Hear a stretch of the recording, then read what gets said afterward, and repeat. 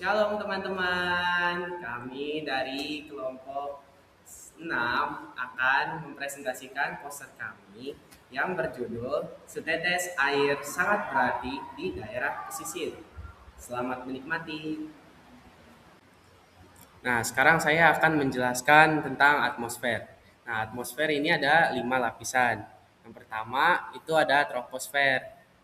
Troposfer itu lapisan yang paling bawah, di mana tempat kita hidup, tempat terjadinya cuaca seperti hujan dan juga adanya angin dan awan.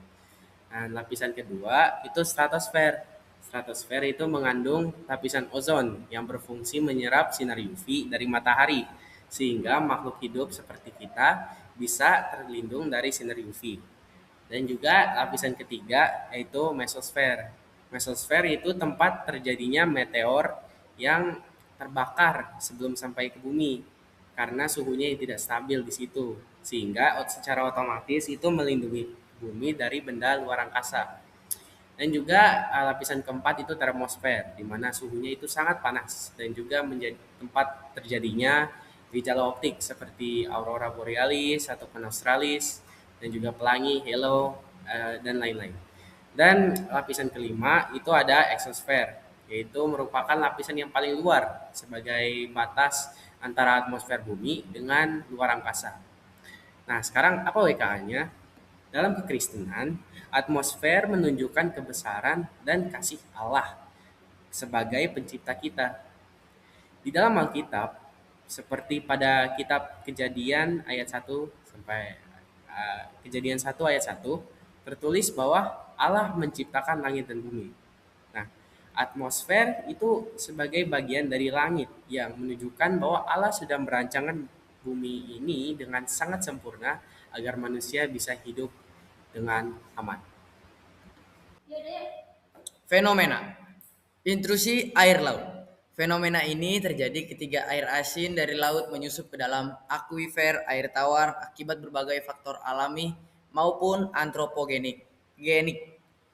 Salah satu mekanisme intrusi yang sering diabaikan adalah intrusi air asin vertikal, yaitu saltwater intrusion atau SWI vertikal, yang terjadi setelah peristiwa banjir pesisir akibat badai, kenaikan permukaan air laut, atau tsunami.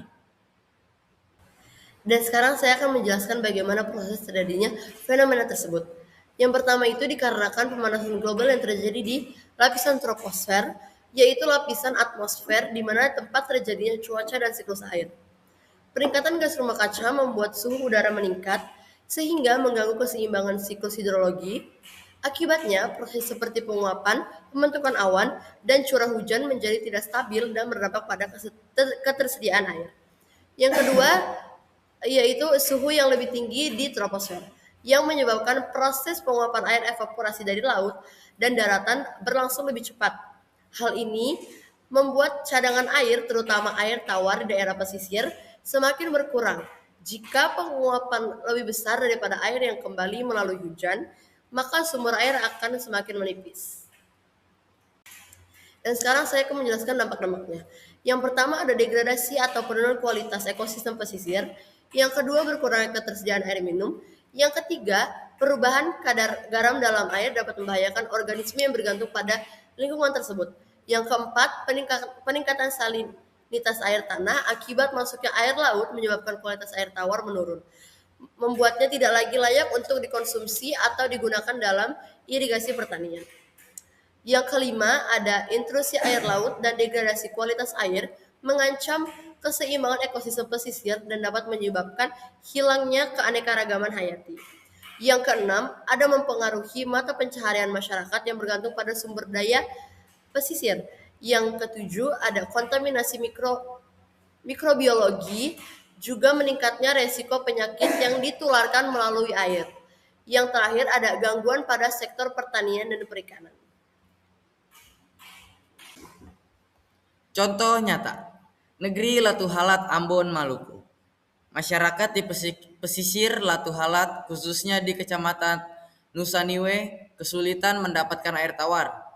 Air sumur warga menjadi payau, disebut salobar oleh penduduk setempat, akibat intrusi air laut. sehingga mereka harus membeli air tawar untuk kebutuhan sehari-hari. Tidak hanya itu, kejadian tersebut juga terjadi di pesisir Sulawesi Barat, lebih tepatnya di Majene dan Mamuju Tengah.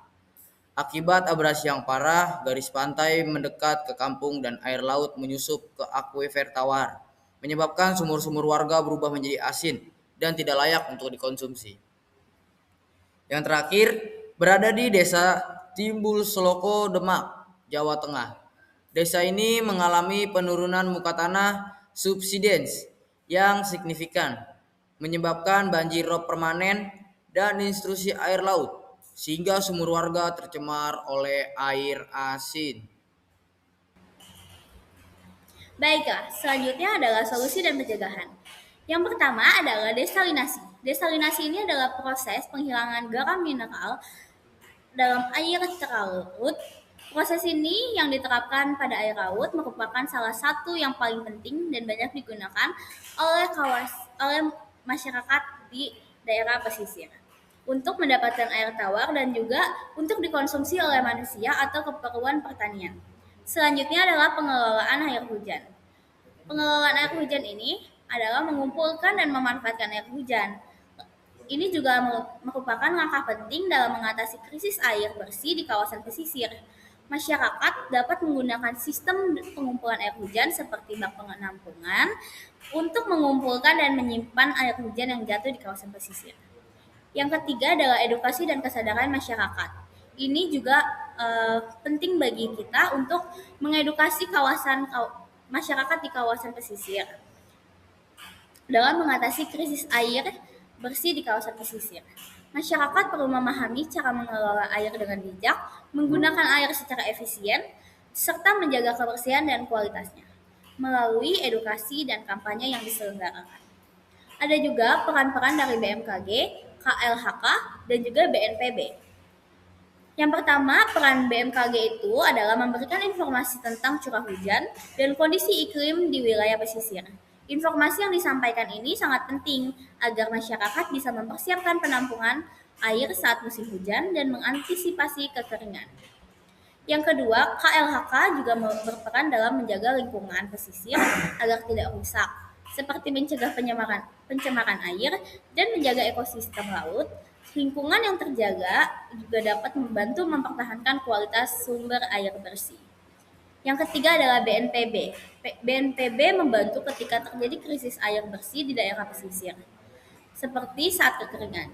Mereka menyediakan bantuan air bersih dan membantu penanganan darurat agar masyarakat tetap bisa mendapatkan air bersih yang layak.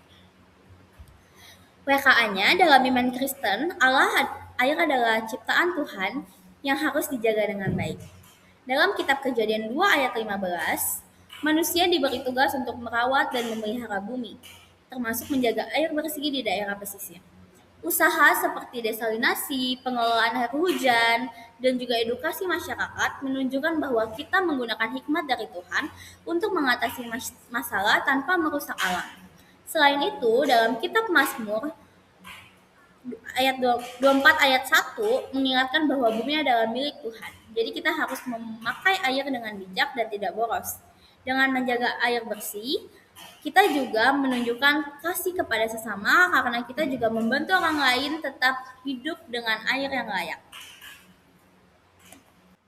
Oleh sebab itu, sebagai manusia yang dipercaya Tuhan untuk mengusahakan memelihara bumi seperti di ayat Kejadian 2 ayat 15, maka dari itu mari kita menjaga sumber air bersih dan lingkungan pesisir dari ancaman intrusi air laut demi kehidupan yang berkelanjutan.